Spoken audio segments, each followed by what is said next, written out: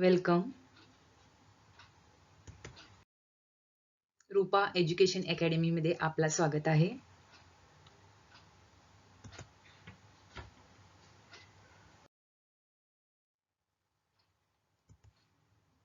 तर प्रश्न पहिला एक आहे, पाठाचं नाव म्हणजे इयत्ता 11वी इतिहास या विषयाबद्दल आपण चर्चा करणार आहोत. तर प्रकरण 14वा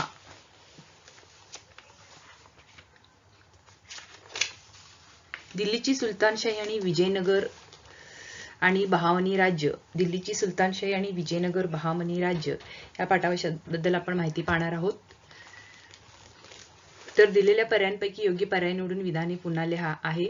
प्रश्न पहिला आहे, बलबनच्या दरबारात टिमटिम हा राजकवी होता. उत्तर आहे अमीर खुसरो. बलबनच्या दरबारात टिमटिम हा राज्यकवी होता अमीर खुसरो.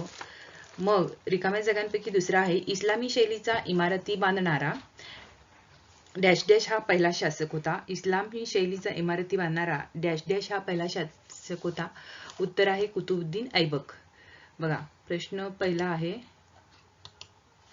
बलबनच्या दरबारात अमीर खुसरो हा काय होता?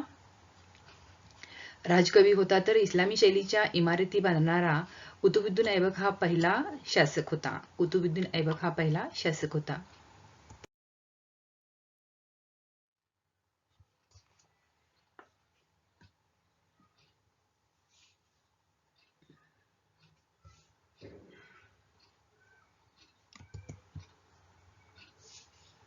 तर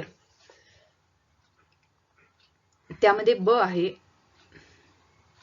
योग्य जोड्या लावा. योग्य जोड्या लावा. तर अ गटांमध्ये चुकीची जोडी दुरुस्त करून लिहा आहे. अ गटामध्ये राजस्थान आहे, त्याचं उत्तर चौहान आहे. आणि दुसरा आहे कन्नौज, त्याचं उत्तर प्रतिहार आहे. तिसरा आहे बुंदेलखंड, त्याचं उत्तर चंदेल आहे. त्यामध्ये त्रिपुरी आहे, त्याचं उत्तर आहे परमार. मग त्रिपुरी याचं उत्तर हे चुकीचं असून त्याचं उत्तर आहे कलचुरी. त्याचं उत्तर आहे कलचुरी.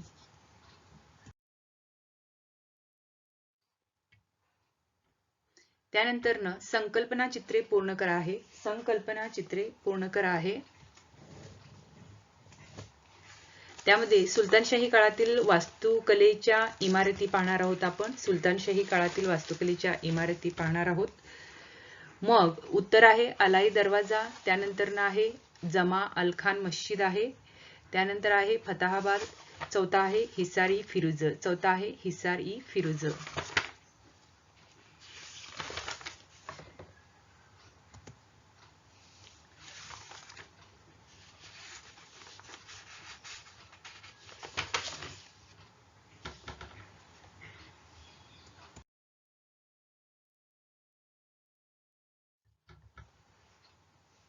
बघा, प्रश्न तिसरा आहे, पुढील विधाने सकाराने स्पष्ट करा. मग त्यामध्ये पहिला आहे, भारतात अरब सत्तेचा विस्तार झाला नाही. भारतात अरब सत्तेचा विस्तार झाला नाही. मग त्यामध्ये एक आहे, इसवी सन 712 मध्ये उमायद घराण्यातील मोहम्मद बिन कासिम या अरब सेनानीने भारताच्या सिंध प्रांतावर आक्रमण केले. दुसरा आहे, त्याने सिंध पासून मुलतान पर्यंतचा सर्व प्रदेश जिंकून घेतला. त्याने सिंध पासून मुलतान पर्यंतचा सर्व प्रदेश जिंकून घेतला. तिसरा आहे, मात्र तो आपली सत्ता भारतात स्थिर करू शकला नाही. चौथा आहे, त्यांच्यानंतर येथे आलेल्या तुर्कांनी हा प्रदेश जिंकून तेथे इस्लामी सत्ता प्रस्थापित केली. त्यामुळे भारतात अरब सत्तेचा विस्तार झाला नाही. प्रश्न तिसरा मधला दुसरा आहे, रजपूत राजांना तुर्की आक्रमणासमोर माघार घ्यावी लागली. रजपूत राजांना तुर्की आक्रमणासमोर माघार घ्यावी लागली. त्यामध्ये एक आहे, गजनीच्या मोहम्मदानंतर मोहम्मद गोरीने भारतावर अनेक आक्रमणे केली. त्यांनी पृथ्वीराज चौहानचा पराभव केला.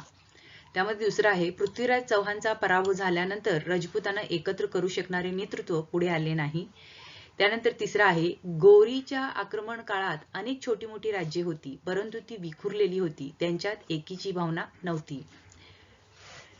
त्यानंतर चौथा आहे, या राज्यामध्ये राष्ट्रभावनेचा अभाव होता. त्यानंतर पाचवा आहे त्यांच्याकडे खड्या सैन्याची कमतरता होती. 6वा आहे तुर्काची कुटील राजनीती आणि युद्धांमधील आक्रमकता यांचा स्थानिक राजांमध्ये अभाव होता.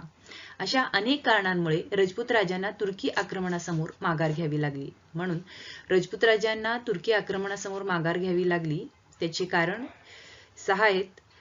त्याची उत्तरे आपण पाहिलेली आहोत. आता आपण प्रश्न 4 आहे तुमचे मत नोंदवा. तुमचे मत नोंदवा मध्ये सुलतान राजवटीत कापड उद्योग भरभराटीस पोहोचला होता.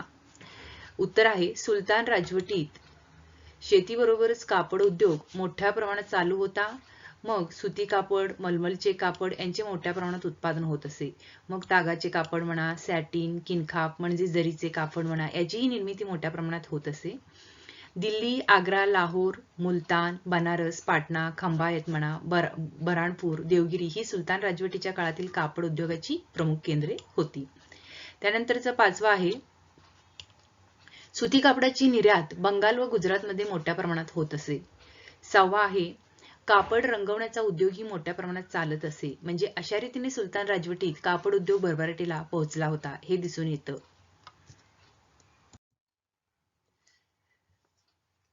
प्रश्न 5वा आहे टिपा लिहा. खैबर खिंड.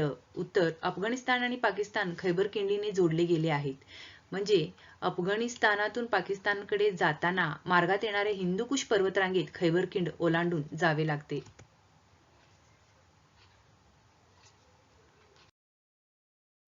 दुसरा आहे प्राचीन काळात भारताच्या मध्य आशियाई व्यापाऱ्या खिंडी मार्गे चालू असे. तिसरा आहे पर्शियाचा सम्राट पहिला दारूशहा याच मार्गाने भारतात आला. 4था आहे सिकंदरानेही याच खैबर खिंडीतून येऊन भारतावर आक्रमण केले. म्हणजे 5वा आहे मध्ययुगात गजनीचा महमूद, बाबर, नादिरशहा, अहमदशहा, अब्दाली इत्यादींनी ही खैबर खिंड ओलांडूनच भारतावर स्वाऱ्या केल्या. त्यामुळे ही खैबर खिंड भारताच्या इतिहासाशी घट्ट जोडली गेलेली आहे.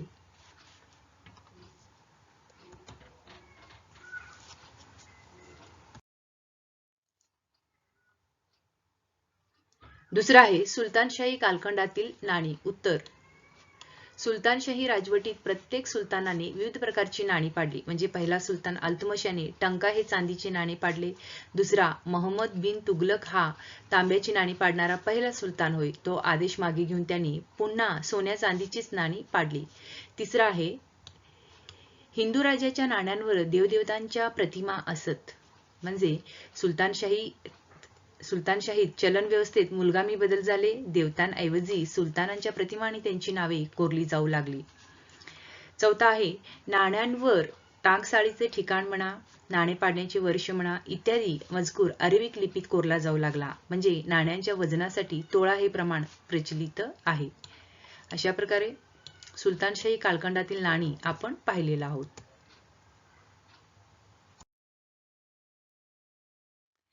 तर आता प्रश्न 6वा आहे अलाउद्दीन खलजीने देवगिरीच्या यादवांवर आक्रमण केले त्याची माहिती दिलेल्या मुद्द्याच्या आधारे लिहा. दिलेली मुद्दे आहेत, आक्रमणाची कारणे आहेत, आक्रमण व घटना आहेत, आक्रमणाचे परिणाम आहेत. म्हणजे अलाउद्दीन खलजी यांनी देवगिरीच्या यादव यांच्यावर इसवी सन 1296 व 1312 अशा 2 वेळा आक्रमणे केली व या दोन्ही वेळी त्यांचा विजय झाला. या आक्रमणाविषयीची माहिती आपण पाहणार आहोत. पॉइंट 1 आहे आक्रमणाची कारणे. 1 आहे राजाचा विस्तार करणे. 2 आहे राजाचे आर्थिक प्रश्न सोडवण्यासाठी संपत्ती गोळा करणे. 3 आहे वाढत्या सैन्याचा आर्थिक ताण कमी करण्यासाठी सैन्याला मोहिमांमध्ये गुंतवणे. ब आहे आक्रमण व घटना. म्हणजे इसवी सन 1296 मध्ये अलाउद्दीन खलजीने रामदेवराय यादव यांच्यावर आक्रमण केले. अचानक झालेल्या या आक्रमणामुळे आपला बचाव करण्यासाठी रामदेवराय यांनी देवगिरीच्या किल्ल्याचा आश्रय घेतला. म्हणजे तिसरा आहे अलाउद्दीन यांनी किल्ल्याचा वेढा घातला व शहरात लुटालूट केली. दुसरा आहे अलाउद्दीन यांनी किल्ल्याला वेढा घातला व शहरात लुटालूट केली. त्यानंतर तिसरा आहे रामदेवरायांनी नेटाने किल्ला लढवला परंतु किल्ल्यातील धान्य साठा संपत आला होता. त्यामुळे पुढे लढणे अशक्य झाले. अखेर रामदेवराय शरण गेला व त्याचा तह करावा लागला. मग क पॉइंट आहे आक्रमणाचे परिणाम. क पॉइंट आहे आक्रमणाचे परिणाम. त्यामध्ये पहिला आहे अल्लाउद्दीनच्या आक्रमणामुळे त्याला देवगिरीच्या आसपासचा प्रदेश मिळाला. दुसरा आहे रामदेवरायांची प्रचंड संपत्ती त्याने लुटून नेली. तिसरा आहे रामदेवरायाबरोबरच दक्षिणेतील अनेक राज्ये त्यांनी जिंकून घेतली. चौथा आहे अल्लाउद्दीन खलजीच्या सत्तेचा दक्षिण भारतात विस्तार झाला. अशा प्रकारे आपला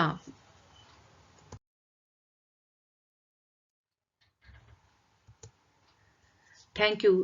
तर विद्यार्थ्यांनो, आजचा प्रकरण 14वा इयत्ता 11वी इतिहास या पाठातील स्वाध्याय आपण पाहिलेला आहोत. अशाच प्रकारे व्हिडिओ लाईक, शेअर आणि सबस्क्राईब करत राहा, जेणेकरून प्रत्येक व्हिडिओचं बेल आयकॉन प्रेस करा, जेणेकरून प्रत्येक व्हिडिओचं नोटिफिकेशन तुम्हाला येत राहील. नमस्कार.